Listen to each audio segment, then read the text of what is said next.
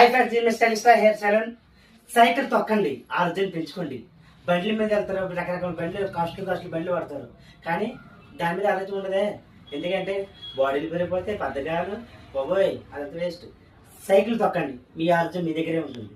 ఎందుకంటే సైకిల్ తొక్కితే హార్ట్కి మంచిది, బాడీలో అన్ని పార్ట్లకి మంచిది. నిజంగా సైకిల్ తొక్కండి, చాలా బాగుంటుంది. వెంటనే సైకిల్ కొనుక్కోండి, సైకిల్ డ్రైవ్ చేయండి, ఆరోగ్యం పెంచుకోండి.